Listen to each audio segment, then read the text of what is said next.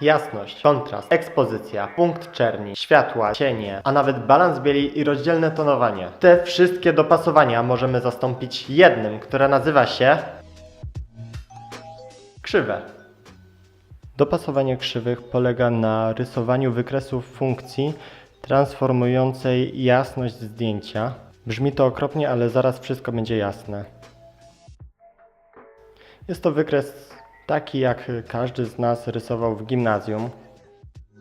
Na osi X mamy wartości wejściowe, czyli mamy obraz przed transformacją. Na osi Y mamy wartości wyjściowe, czyli obraz po transformacji.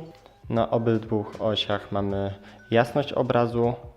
Bliżej zera znajdują się ciemniejsze obszary obrazu, bliżej 100% znajdują się jaśniejsze obszary obrazu. I w początkowym stanie, czyli takim jak widzimy, funkcja nic nie zmienia. Widzimy, że wartość 50% zostaje odbita na wartość 50%. Teraz dokonajmy takiej transformacji. Jeden punkt postawimy i przeciągniemy tu, drugi tu. I już widzimy, że taka transformacja rozjaśniła nam to, co jasne, i przyciemniła to, co ciemne, czyli zwiększyła kontrast.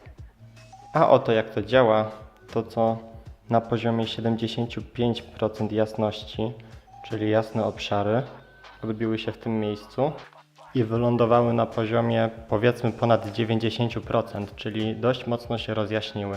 Natomiast te na poziomie 25% odbiły się w tym miejscu i wylądowały na poziomie powiedzmy około 15-20%, czyli się przyciemniły.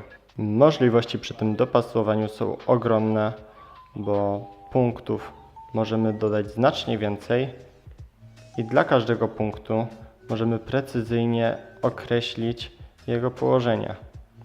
I jakby tego było mało, krzywe możemy ustawić dla poszczególnych kanałów obrazu. Mamy kanał master, który jest ogólnym kanałem jasności oraz 3 kanały kolorów, czerwony, zielony, niebieski. Więc możemy na przykład czerwony podnieść w jasnych miejscach, a obniżyć w ciemnych. Natomiast w ciemnych podnieść niebieski kolor, który obniżymy w miejscach jasnych. To wszystko na dzisiaj. Kolejny filmik za... W sumie to nie jestem pewien, kiedy będzie kolejny filmik, ale jak klikniecie subskrybuj, to na pewno go nie przegapicie.